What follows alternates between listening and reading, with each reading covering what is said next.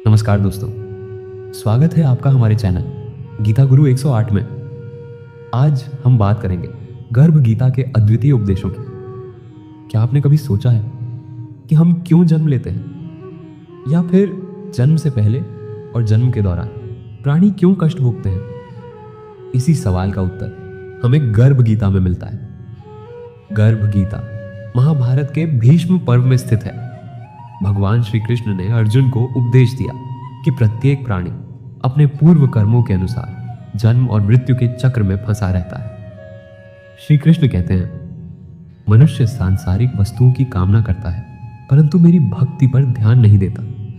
इसी कारण वह बार बार जन्म मरण का दुख भोगता है। यहां हमें यह समझना जरूरी है कि कर्मों का फल जन्म और गर्भ में मिलने वाले अनुभवों पर निर्भर करता है। अच्छे कर्म हमें सुख और उन्नति की ओर ले जाते हैं, और अशुद्ध कर्म हमें फिर से जन्म मरण के चक्र में बांध देते हैं। अर्जुन ने पूछा, माधव, कोई प्राणी जन्म से पहले इतना कष्ट क्यों भोगता है? श्री कृष्ण का उत्तर बहुत ही सरल और गहरा है। पहला, जो प्राणी काम, क्रोध, मोह और अहंकार में फंसा रहता है, उसे बार बार जन्म लेना पड़ता है। दूसरा, केवल जटा धारण करना या भस्म लगाना यह भक्ति नहीं है। सच्ची भक्ति वह है जो हृदय से काम, क्रोध, मोह और अहंकार से ऊपर उठकर भगवान की ओर लगाई जाए। तीसरा, जो प्राणी सच्चे मन और पूर्ण समर्पण के साथ भक्ति करता है, उसे मेरी कृपा प्राप्त होती है और वह जन्म मरण के चक्र से मुक्त हो सकता है। उदाहरण के तौर पर कल्पना करें कि एक बच्चा बार बार गलती करता है और सीखने की कोशिश नहीं करता। वही बच्चा जब समझदारी से अपनी गलतियों को सुधारता है, तब उसका जीवन सहज और सफल होता है। गर्भ गीता केवल ज्ञान का स्रोत नहीं है, बल्कि गर्भस्थ शिशु के संस्कार के लिए भी महत्वपूर्ण है। गर्भवती महिला जब गर्भ गीता का पाठ करती है, तो शिशु के भीतर सकारात्मक ऊर्जा और आध्यात्मिक प्रभाव उत्पन्न होता है। यह शिशु को सत्कर्म, भक्ति और ज्ञान की ओर प्रवृत्त करता है। गर्भ गीता का पाठ करना मां और बच्चे दोनों के लिए मानसिक और आध्यात्मिक शांति लाता है। श्री कृष्ण ने कहा कि प्रत्येक प्राणी का जीवन उद्देश्य केवल भौतिक सुख नहीं है। एक, जीवन का वास्तविक उद्देश्य है धर्म और भक्ति के मार्ग पर चलना। दूसरे, कर्म का फल हमें सकारात्मक और नकारात्मक अनुभवों के रूप में मिलता है।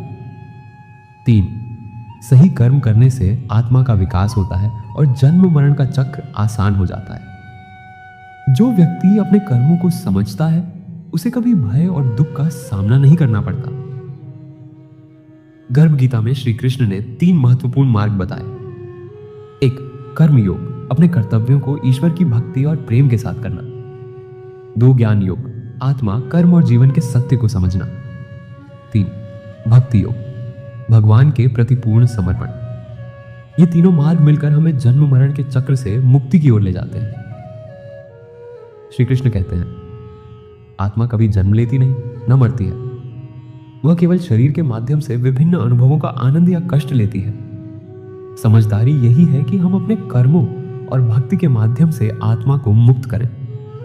गर्भ गीता हमें यह सिखाती है कि जन्म और मृत्यु केवल भौतिक रूप है, लेकिन आत्मा का उद्देश्य और यात्रा स्थायी है।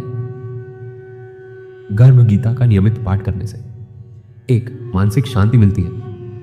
दूसरा, जीवन का उद्देश्य स्पष्ट होता है। 3, आत्मा और कर्म की समझ बढ़ती है। चौथा, जन्म मरण के चक्र से मुक्ति की दिशा में मार्गदर्शन मिलता है। 5वें, गर्भस्थ शिशु में सकारात्मक संस्कार स्थापित होते हैं। किसी भी परिस्थिति में धैर्य और संयम रखें। भौतिक सुख की ओर अत्यधिक मोह न रखें। अपने कर्मों का मूल्य समझें और ईश्वर की भक्ति के साथ कार्य करें। दूसरों के साथ करुणा और प्रेम रखें। गर्भवती महिलाओं के लिए गर्भ गीता का पाठ एक सकारात्मक और आध्यात्मिक वातावरण बनाता है। दोस्तों, गर्भ गीता हमें यह सिखाती है कि जीवन केवल भौतिक सुख या दुख का नाम नहीं है। यह हमें कर्म, भक्ति और आत्मा की समझ के माध्यम से जन्म मरण के चक्र से बाहर निकलने का मार्ग दिखाती है। तो आइए हम गर्भ गीता के उपदेशों को अपने जीवन में अपनाएं, अपने कर्मों को समझें और हर जन्म को सार्थक और आध्यात्मिक रूप से उन्नत बनाएं।